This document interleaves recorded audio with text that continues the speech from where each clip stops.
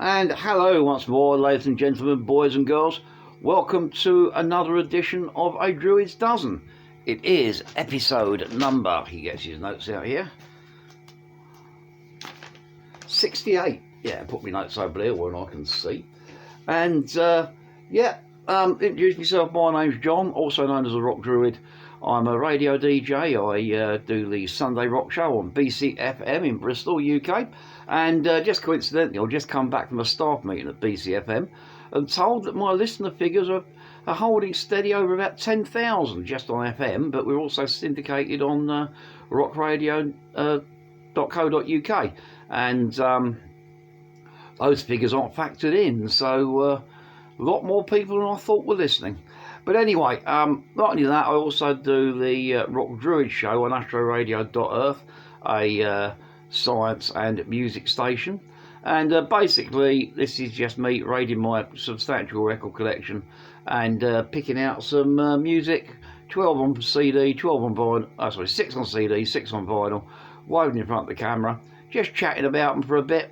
And yeah, it's rock and roll. Should we start? Why not?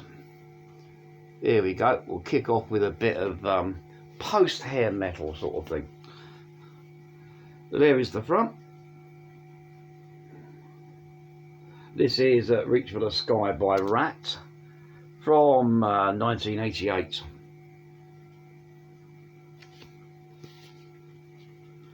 There is the back. Proto-steampunk goggles there. Whip this out. That's Ratt themselves, looking very ratty, with these credits. A kind of sub-ZZ Top logo that appeared on this album. I hadn't used that up until now, but there it is. And if I slide this out, there we go, Atlantic Records, and the lighting here is a bit dark today, but there's there's only catalogue numbers on the disc, so nothing to report there. Now, I've dealt with Ratt a couple of times in these episodes. US hair metal came through with what was it, the album Out of the Cellar and Dancing Undercover. Then the kind of hits dried up, but they kind of went a bit more serious with Dancing Undercover. It was Out of the Cellar and I can't remember the first one. Invasion of Your Privacy, that's right. Then Dancing Undercover saw them kind of grow up a bit and become less hair metal, more kind of heavy rock. And this is the album that came next. And it's not bad. It's not a classic Ratt album by any stretch of the imagination. If I was going to reach for a Ratt album to, for just listening pleasure, it wouldn't tend to be this one. Although, having said that, when I dragged this out, I gave it a couple of listens this week and found it quite pleasant. Highlights on here include, was it I Want a Woman, Don't Bite the Hands That Feed, Chain Reaction, The Bottom Line, What I'm After. Yeah, but all the tracks in here are pretty damn sweet.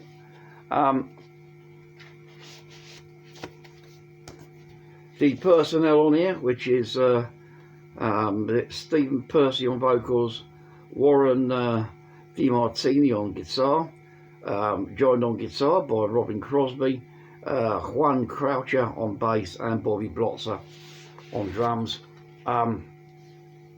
Put in a good performance. It's, like I said, it's not an earth-shattering album, and it's not as immediately engaging as some of their more popular records from about 4 or 5 years earlier. But it's better than a kick in the head, and I do find it's quite listenable, and I do like the artwork. So that's now number one. Ratt, Reach for the Sky, pretty good. Now, the CDs this week are all new and free. I showed one last week, but in my haste to finish the episode, I didn't really give much information on it. I just said they were free. Basically, the other day I was down Bristol City Library, our central one, and they got a music library in there, and periodically they have a clear out of sort of like discs that have gone off, you know, rotating out so they can get new ones in stock. And this year, normally they sell them for about 50p each, but this year there's a massive great big rack inside the door, well there was when I went down there the other day, full of CDs, and like it said, help yourself, they're free. So needless to say, I helped myself to about a dozen of them. Shows you the Megadeth, one of the Megadeth ones I got last week, and this week all these are from the ex-Bristol City Library lending stock. Means that the packaging and that may be a bit kind of different and not all complete, but like I said, I collect for the music, and I'm not going to turn down free CDs. So we'll have this one.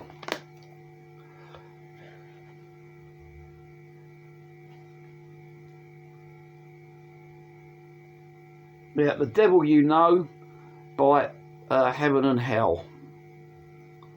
There's the front. Flip him over, there's the kind of back with the Bristol City Lending Library thing there. Crack this open. There is the disc, got the catalogue number written in there. Pop this out, so it's got a little bit of damage to the back of the booklet, but the booklet's all there and fine. It's primarily lyrics. And there's the band, if you didn't know.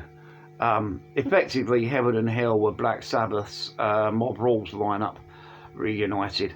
They were originally going to be called Black Sabbath the Dio Years, but apparently, because the other Black Sabbath was also reformed, and Sharon didn't like it, or was threatening court cases, as well as booting Bill Ward out of the band. So basically, they said, "Oh, we'll call ourselves Heaven and Hell," and you know, under the management of Susie Dio, and yeah. So you've got Vinny Appice, Tony Iommi,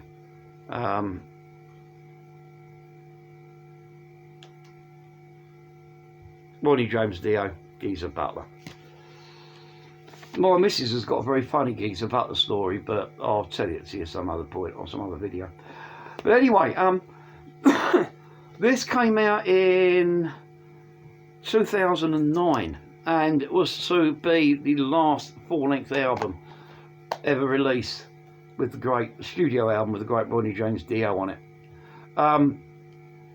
Although there was a, he did contribute not long before his death, I mean literally weeks before his death, a song to a Dave Rock Feinstein album, the old Rods guitarist. He did vocals on that for him. But anyway, this is the last Dio release, and it's a corker. This is very good if you like your kind of Heaven and Hell period Dio, you know, along with albums like Heaven and Hell, Mob Rules, Dehumanised. This is up there with the best of them. If anything, I prefer this album to Dehumanised, and I do quite like Dehumanised, so I'm not being that anti.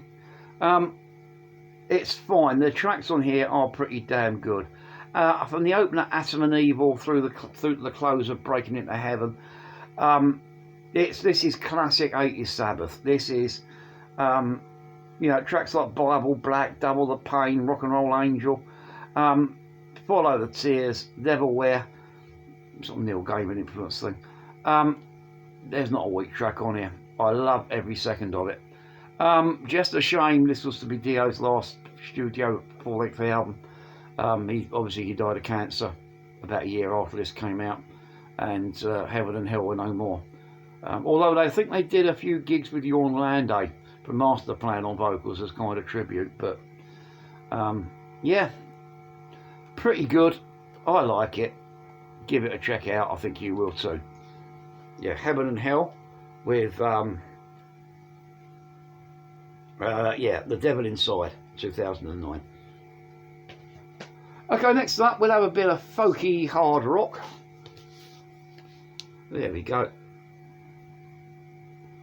This is Little Queens by Heart, or Little Queen by Heart. There is the front with the Wilson sisters and the rest of Heart hiding in the background. a more together picture of Heart on the back there.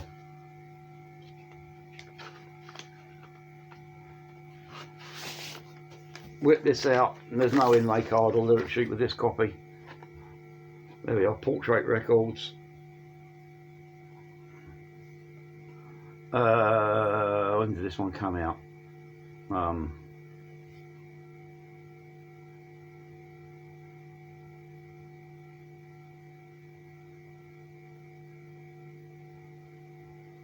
No, just catalogue numbers on the run out sleeve. 1977 makes this Heart's second album after the eponymous Heart. Anyway, back in the days, long before Heart went a bit naff, released albums like Bad Animals and started banging out MTV power ballads. Heart were a kind of good heavy folk rock band, or folk influenced heavy rock band. This is their second album, and this is pretty cracking. The opening cut on side 1 is Barracuda, one of the heaviest Heart tracks. Got a lovely riff. Ding, ding, ding. Yeah, if you haven't heard Heart's Barracuda, probably the best. Well, probably one of their best known non-soppy power ballad tracks. Yeah, it's just sweet. It's kind of, it's a bit Zeppelin. It's sort of hints of Jethro Tull maybe. Just really cool. So besides Barracuda, the highlights on here include Dream of the Archer and Little Queen, two more of my favourite Heart tunes. And it was listening to, around, I was must have been about 15, listening to my mate's brother's copy of this that got me into Heart. And believe me, it was the album before Bad Animals that got me out of Heart pretty damn quick. But I've got the run of albums from the first one through to Passion Works, and they're good enough. Yeah, 1977 Heart Little Queen. It's pretty damn good. And if you think Heart are just kind of sappy power ballads, go give this a listen. You'll have your mind opened. Okay, next, the freebie CD. I like that, freebie CD. Here we go. This is from 2012. This is A Different Kind of Truth by Van Halen. There is the front. There is the back. Pop this open.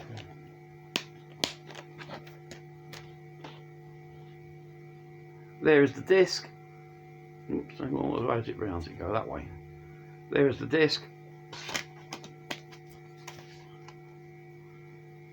And slide this out. There's the front. It opens up.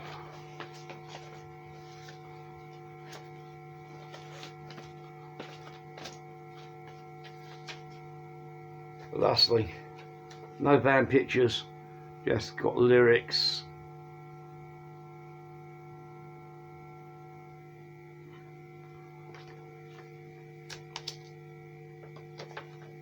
Same on that side, lyrics and credits. There we go. Now, just as that Heaven and Hell album was the last Dio album, this is the last Van Halen album. Came out in 2012. Saw the return of Dave Lee Roth for the band for the 5th time, I think, or 3rd time, whatever it was. Although the bass player, Alex Van Halen, whatever the bass player was, stood down, and it's Wolfgang Van Halen, son of Eddie, nephew of Alex, that plays bass, making this album a really real family affair, with Diamond Dave Lee Roth on vocals, of course. And the result is a pretty good album. When I picked this up, I thought later Van Halen, because, you know, to be honest with you, throughout the 80s, late 80s through to the 90s and beyond, Van Halen done some fairly good stuff, you know. I mean, I quite like the For Unlawful Kind of Knowledge album and that. but they've also done some pretty ropey stuff as well. But it was free, so I thought I'd give it a go. And I'm glad to say that Van Halen bowed out on a relative high. Not the best Van Halen album by a long chalk, but on the other hand, with the return of Dave Lee Roth, this album's got a vibe that's kind of true to all those classic early 80s albums, you know, Women and Children First, Diver Down, 1984, all those kind of stuff. It's pretty sweet. Highlights on here for me include Tattoo, She's a Woman, Blood and Fire, Honey Baby Sweet Doll, Outer Space, Beats Working, Big River. It's pretty sweet. There's not really a good track, there's not really a bad track on here. It's kind of Eddie Van Halen's on fine form, you know, widdly swirly atomic guitaring. Dave Lee Roth struts his stuff around the vocal booth. The rhythm section is nice and tight.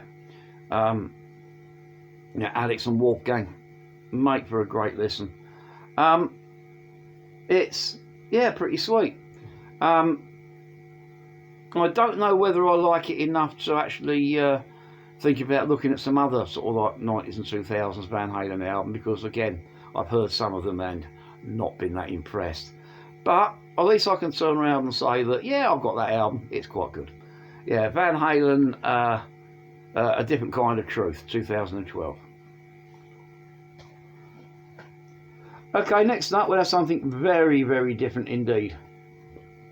Making sure I'm getting the right one out. Yep. Here we go. This is from 1977, same year as the Heart album. This is Natural Elements by Shakti, featuring John McLaughlin. Something completely different. There's the front. There's the back.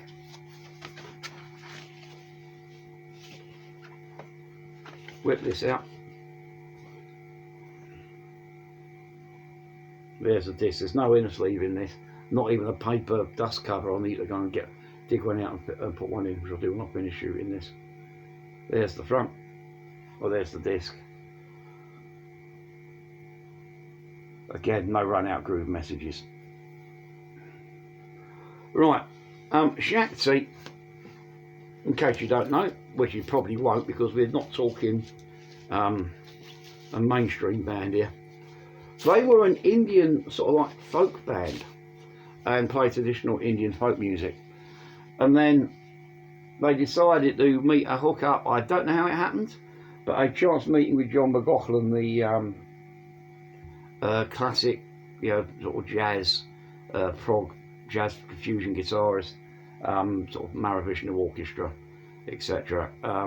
Met up with them, decided to do it together. They did a string of albums, of which this is the third and final. It's a strange one. I do like it. It makes for some very interesting listening, because basically you've got, if you've ever heard Bhangra or Hindi music, that's what it mainly is, but with John McLaughlin's jazz fusion guitar laid over the top. It's, all I can say is go give this, there's clips up on YouTube or other internet sites, go give them a listen. Can't needle drop because of the algorithms, but makes for a interesting record. Very, very good late night chill out music. Although there are places where the music gets quite complicated. I mean, if you've ever heard sort of Bhangra and Hindi music, you know that kind of time signatures can be weird. And John McLaughlin can play weird time signatures, so they're well up here. Surprisingly, this doesn't come over like some guitarist stoking his ego. A lot of these kind of world and rock fusion bands, they can be a little bit up their own backsides. I don't get that vibe from this. But funny, I do from some of John McLaughlin's straight jazz rock stuff. I think, oh, give it a rest and play something that isn't in 19/4 with your fingers tied in a knot. But here, he keeps it fairly sweet and slick. I'm not saying he doesn't play in 19/4, but it does make for kind of more listenable stuff than some of his solo material or Mahavishnu Orchestra stuff. Pretty sweet. I can't really give you a much of a kind of highlights thing, although I will point out that tracks like the Daffodil and the Eagle are pretty sweet because it tends to flow together really nicely. And I've listened to this a couple of times, put it on the background, and I just kind of, well, once I drifted off to sleep going, oh, that's nice. And then the other time I was doing some work and it was just in the background, and it was over before I realised it, but in a good way, not a kind of forgetting it way. Yeah, pretty sweet. So recorded in 1977, recorded in somewhere in Switzerland apparently, but still good. Maybe sort of like more traditional heavy rockers should try before you buy. But having said that, there's no reason why sort of most people that like a nice piece of music with some great guitaring shouldn't listen to this and really get off on it. Yeah, Shakti, Natural Elements, 1977.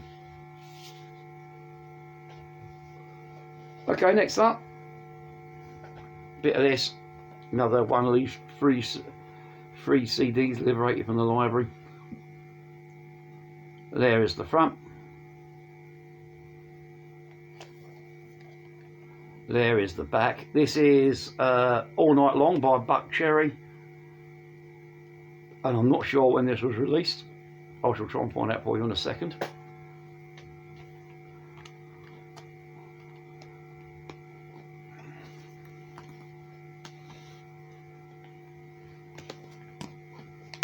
There we go. There is the disc.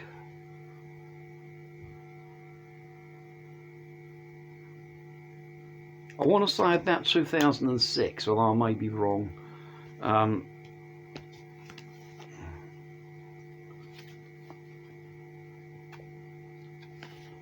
Here's the fold out thing.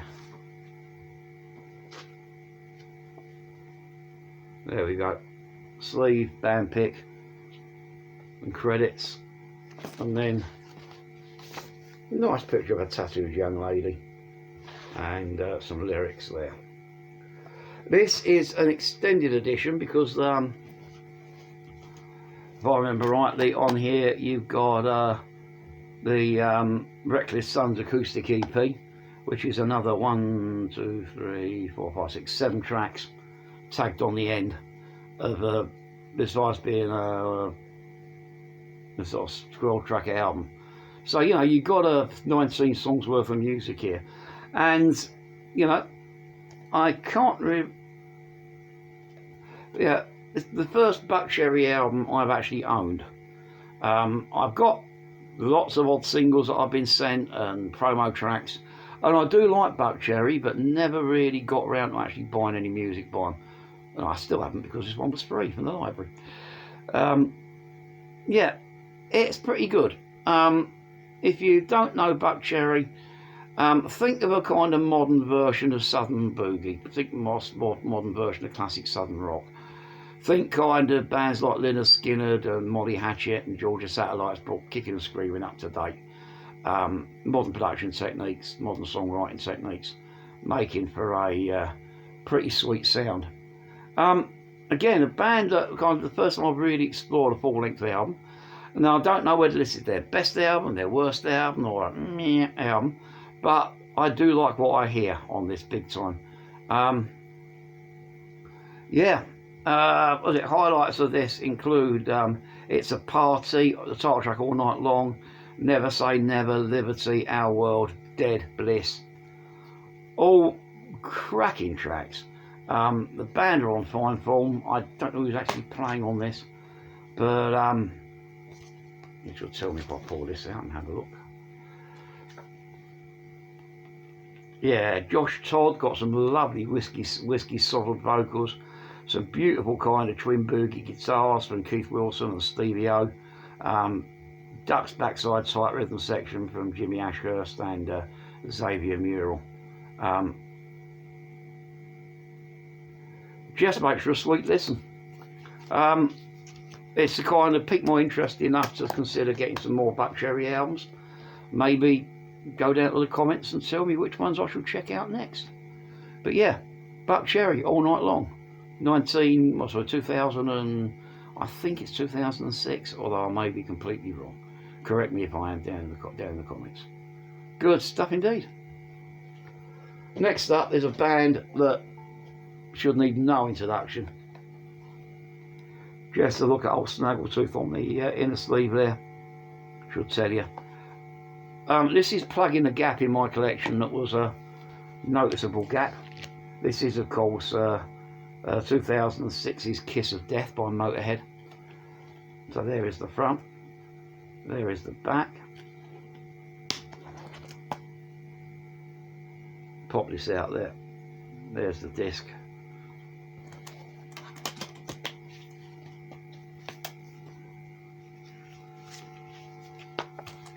Lemmy and Co.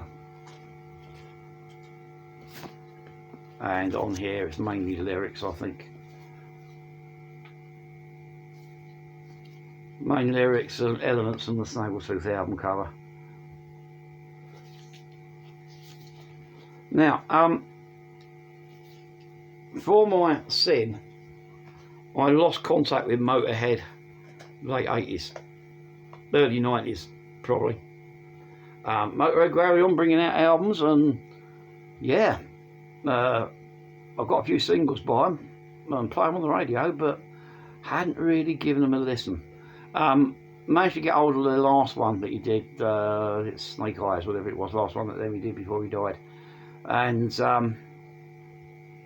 this was kind of in there, so I thought, well, I'll give it a check out. Glad I did. The thing is with Motorhead, overall, not always, but overall with a Motorhead album, you know where you're coming from. Despite what the lineup is, you've got the ever-present Lemmy, kind of toy on the vocals, and thumping out that Rickenbacker of his. This one's Mickey D and Phil Campbell joining him, making for some excellent noise. Yeah, it's Motorhead, classic Motorhead. There's no way you can put about it. It's you know, I'd heard that some of the albums from sort of like from the mid-90s onwards have been kind of tamed down a bit for the US market. Well, that may be true because I haven't heard them all, but it's not true with this one. This is still as intense and as heavy and as riff and bludgeon as any Motorhead album. You know what you are with a Motorhead album. Motorhead, yes, they're extremely heavy, but the bottom line is Motorhead are just a blues rock band with amps that go up to way beyond 11. Highlights on this include God Was Never On Your Side, Living in the Past, no, not the Jethro Tull song, unfortunately, although Motorhead covering that would be a laugh. The Kingdom of the Worm, Be My Baby, Sucker, One Night Stand, The Devil I Know, Trigger. It just comes at you rapid fire from like a Motorhead fire machine gun. Each bullet hits your brain and kind of, you know, compels that you get up and strut your stuff and play your air guitar all over the room. Yeah, not much else to say really. It's kind of opened my doors to kind of checking out some of the other later Motorhead albums. Again, tell me which ones should I go for, and if there are already any I should avoid. So yeah, Motorhead, Kiss of Death, 2006. Corking. Okay, complete change of gear now. Here we go.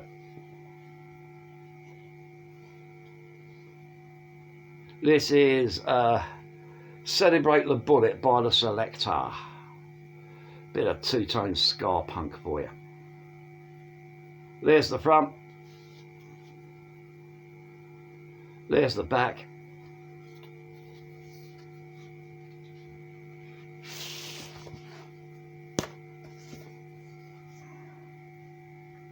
Whip this out. There's the lyrics. They're a selector themselves, getting ready to select. Whip this out. There we go. Chrysalis Records. That's all down. No, it's not. Chrysalis Records there. And No run out groove messages, just a cat number. Now, in case you don't know, Selector were a band originally out of Coventry in the UK, along with the Specials, came off that scene late 1970s, about 77, 78. Basically, you can thank, although the band was from Coventry, you could thank Birmingham for the two-tone scene. Basically, what happened was you got these kind of punk came through, and Birmingham always was a bit of a metal city, still is. Lots of good metal from Birmingham, and I'm not knocking it for that. But it meant that punk bands wanting to play Birmingham couldn't really get gigs at a lot of the local venues because they were metal, and they don't want to put punk on in their metal venues. So the bands used to play in a lot of the black clubs, a lot of reggae clubs, that kind of thing. And you know, it was a kind of interesting meeting of cultures, because the band people used to come from all over the West Midlands to see the bands play and that, and see the gigs. And you got kind of disenfranchised black youth exposed to the kind of angst and anger of punk. You've got disenchanted working class white youths seeing that the black kids were having it as bad as they were with the man, etc., and being exposed to reggae. It was inevitable that the two scenes would meet, cross-pollinise, and then out of Coventry you've got a gaggle of bands that were mixing the two together. So I say the Specials, the Beat, Selector. Two-tone, well, it still is to a lesser extent, but two-tone back in the day was huge. I was living in London, and all of a sudden, you know, everyone was sporting black and white check ties and the sort of like the black and white suits, etc. You know, go to a school disco and it would be sort of, again, Selector, Madness, Judge Dredd, all this lot banging out all over the place. And yeah, I quite liked it. It was quite cool. It was my kind of doorway into reggae, listening to some of that stuff. Then I had some black mates that went, "Here, man, you should listen to this." And they started playing me people like Peter Tosh and Bob Marley, and I was thinking, I get it. And sort of like my little kind of sideline in reggae was born. But they made a big impact. I mean, Selector's first album, title of which forgets me, it's the one with Message for You and all that lot on it. Sort of like, yeah, set the world on fire, as did the Specials and all that lot. Then this is their second album, came out in 1981. Overall, this is the better of their two original albums. I've got to admit, I do prefer this, although it's more of an angry, introspective album. Tracks like Tell Me What's Wrong, Bomb Scare, Washed Up and Left for Dead, Celebrate the Bullet, Cool Blue Lady, Bristol and Miami, all kind of comments on what's going on with kind of like, yeah, because it was a time of race riots, you know, St Paul's in Bristol, Brixton, Toxteth, etc. You know, it's the time of kind of the SPG, racist coppers. You know, this was a time of sort of social exclusion for a lot of black youth, and you know, these Specials stood up, opened their mouth, and complained loudly and bitterly about the injustice. This is, so I say, overall, I prefer this album to their first one, although, like I said, it's not, because it hasn't, maybe it's a little bit too angry for the record labels, maybe it was kind of not quite as accessible because of the rage put through. Didn't really have the impact in the charts or critically as the first album did, and basically the band fell apart and went off to do other things. Have reformed since with a couple of different lineups, which are well worth checking out. But I actually saw these guys live a few years ago, and well, what was left of them, and they were still pretty sweet. Yeah, I've got a fair few other two-tone albums and ska albums. I'll drag a couple more out for you on future shows. But this is a good place to start. Celebrate the Bullet by the Selector in 1981. I recommend it greatly. Okay, next up, another CD. And this is the one that's kind of filling a gap in my record collection. Don't know if you can see that clearly. This is a Vulgar display of Power by Pantera. There is the front. There is the back.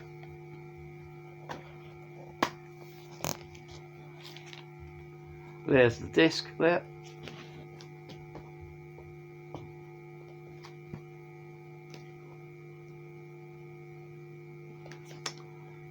Come on, out you come. Here's the booklet. Well, actually, it's not a booklet, is it? It's a again, it's a fold-out thing. Band pics.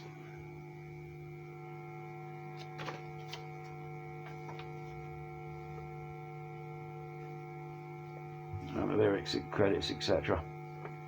Now, I've got to admit, I haven't got a vast amount of Pantera in the collection, and a lot of that was because when I brought Cowboys from Hell, I had it on CD.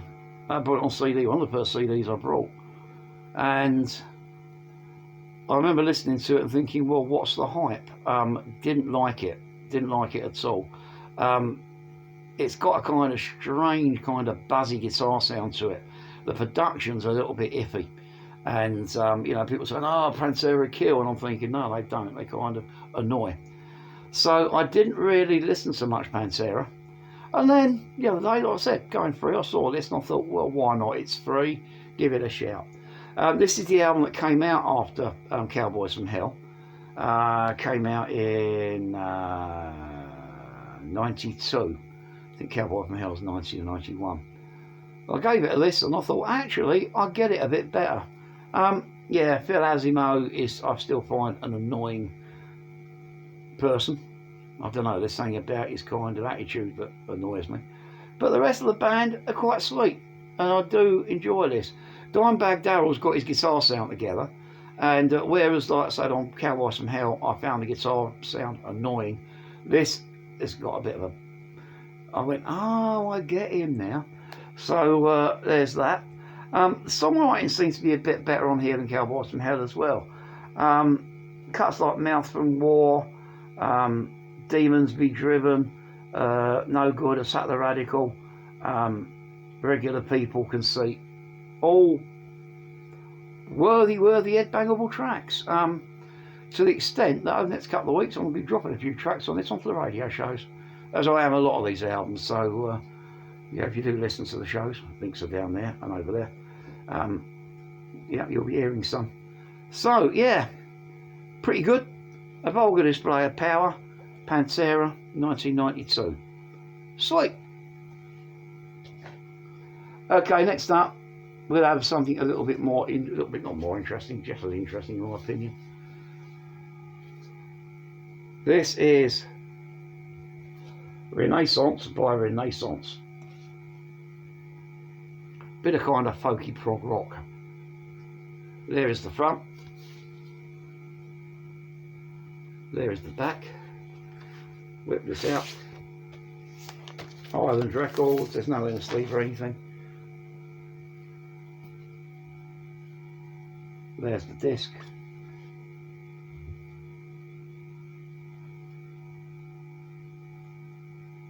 No run out groove messages, just catalogue numbers. Right. Back in the late 60s, there was a band called the Yardbirds. Did quite well for themselves. Had a habit of picking up some cool guitarists, passing through their ranks at various times, included Richie Blackmore, what's his name? Racist bloke. Eric Clapton, and Jeff Beck, amongst others. And if you want to know about the Eric Clapton racist thing, just Google Eric Clapton National Front outburst from a few years ago. So, but anyway, The band fell apart 67, early 68, and members of the band, most noticeably John Bonham and John Paul Jones, went off to form the New Yardbirds, which transmuted into Led Zeppelin. The rest of them, well,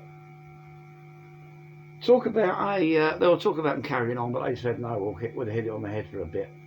And basically, Keith Ralph and Jim McCartney, the guitarist and the vocalist, decided to do something completely different, dragging in Keith's sister Jane on vocals, and John Hawking on piano, and Louis Sonano on bass. Jim McCartney was the drummer, sorry. They put together Renaissance and went full-blown hippie prog rock. Yeah, if you've heard bands like Pentangle, Fairport Convention, that's roughly where these guys are coming from. It's very, very, well, hippie folk rock, really. This is their debut album. Bit of a classic, if you ask me. Opens up with a track called Kings and Queens, 11 minutes long.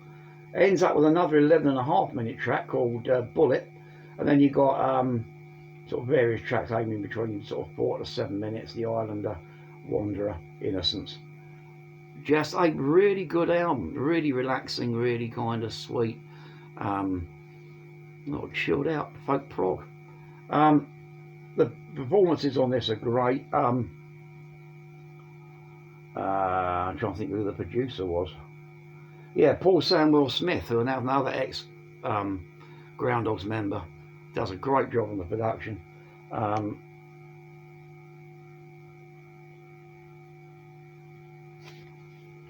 Album cover by who was it? It's a guy called Jack Levy. Lovely artwork, and yeah, makes for a pretty sweet foggy folk album. I did a couple of albums, and then basically the Yardbirds contingent wanted to go back and start doing the Yardbirds again, and the rest of them said, okay, fair enough. Replaced Keith Ralph and Jim McCarthy, and went on to, did a whole string of albums throughout the 70s. Actually not breaking up until the early 1980s, although some of their later albums were a little bit poppy and not quite as wow man as this. Yeah, overall it's pretty sweet. Highlights of this, for me, has to be the opening cut, Kings and Queens, but it's all pretty nice, and yeah. And if you like it a bit hippie and a bit progressive and a bit folk, Renaissance for a band you should really check out. Good stuff indeed. Okay, last CD, and I've got a couple by these. Again, a band I hadn't really paid much attention to, but I saw this and I thought, another one of their albums, the title of which has just escaped me, it's over in the racks at the back there. Might come out next week, might not. Made me go, okay, I'll give it a go. Took it home, and again, I was like, one of these albums, when I played it, I thought, why haven't I paid them that much attention up until now? This is, of course, National Health by Feeder, from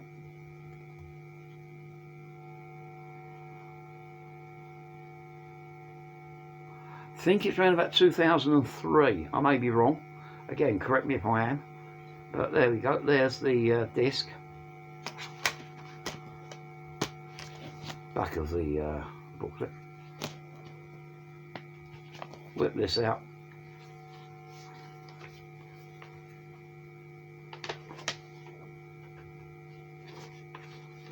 This folds out. You got that side. You got like a poster with the album cover and the credits on it.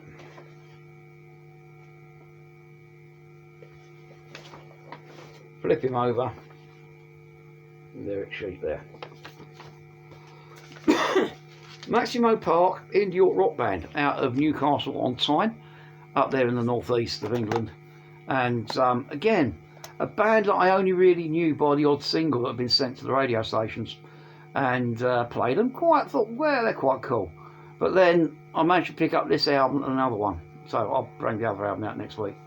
And I brought it home and I gave it a play, this one initially. and it's like mind blown. I didn't realise this band were this good. Yes, they're a little bit alt rock and indie, but they've got a kind of heavy rock sensibility. This opens up with When I Was Wild. Oh, the album's called National Health, by the way. When I Was Wild leads into the title cut, National Health, an absolute rocker of a track. It's headbangable indie alt rock, and you don't often get to say that. Maybe bands like Feeder do it occasionally. This is up there with anything Feeder have released, and those of you that have seen these over this series will know how much I'm a big fan of Feeder. There's not really a weak track on here. The Undercurrents, Until the Earth Would Open, Banaloo, What Becomes of the Broken Hearted. No, not the What Becomes of the Broken Hearted. Whatever we did that one. No, it's not that. Take Me Home, Unfamiliar Faces, Waves of Fear. This is great. Yeah, it's got some mellow moments in it, but overall, this is just a superb album. It rocks as hard as anything else in this genre, and it should really, and it makes me think that bands like Feeder and Maximo Park, calling them indie bands and alt rock bands, tend to alienate some of the people that, if they actually had a chance to listen to them, would actually really enjoy them. Yeah, I am going to be giving this a lot of airplay, and because I think that people will like. Yeah, Maximo Park, the National Health, good stuff indeed. Again, I think it's 2003.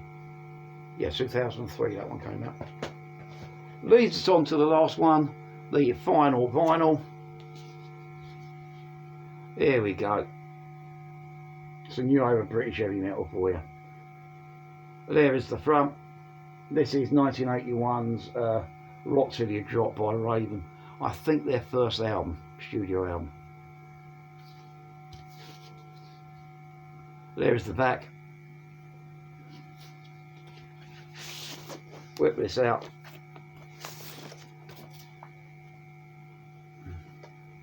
There we go, original neat label pressing.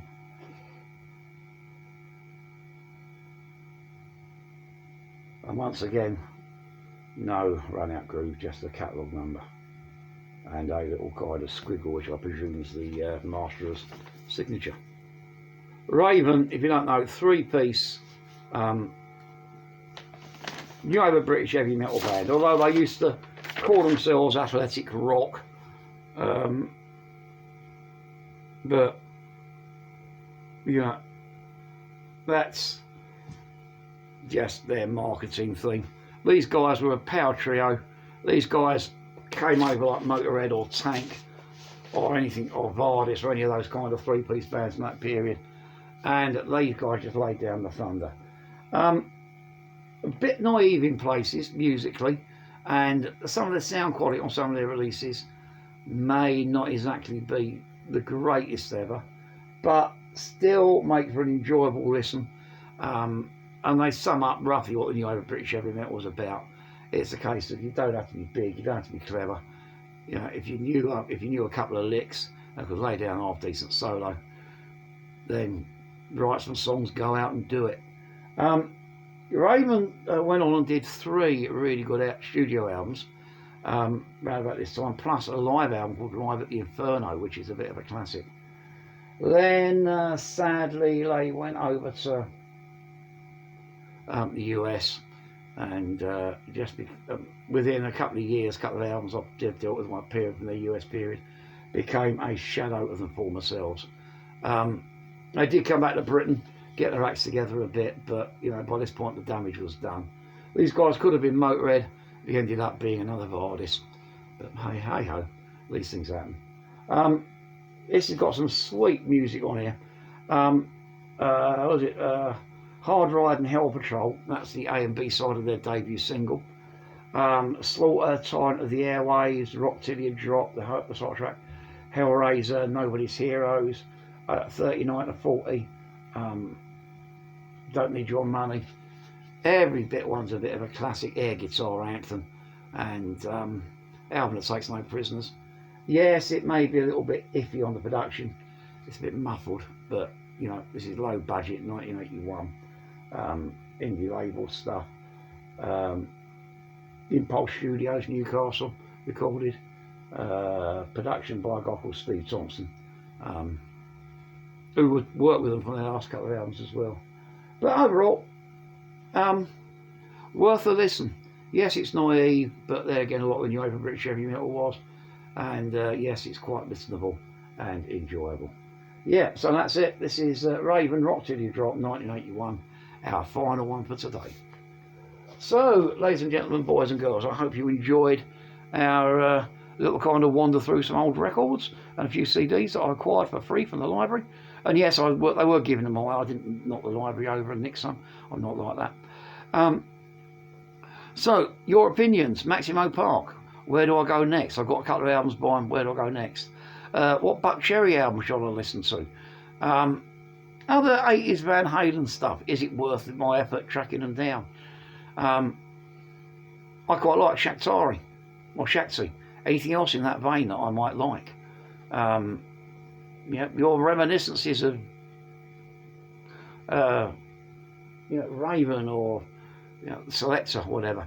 Just put your comments down in the comment. Remember, please do correct me if I've made any errors, which is highly likely because I do read up and then do this from memory, so there's going to be errors creeping in. And don't forget to check out the radio shows. Like, share, subscribe. It helps you keep up to date when I'm doing the next one, and helps me by spreading the word. And until next week, peeps, keep rocking and rolling, and I'm out of here. Bye.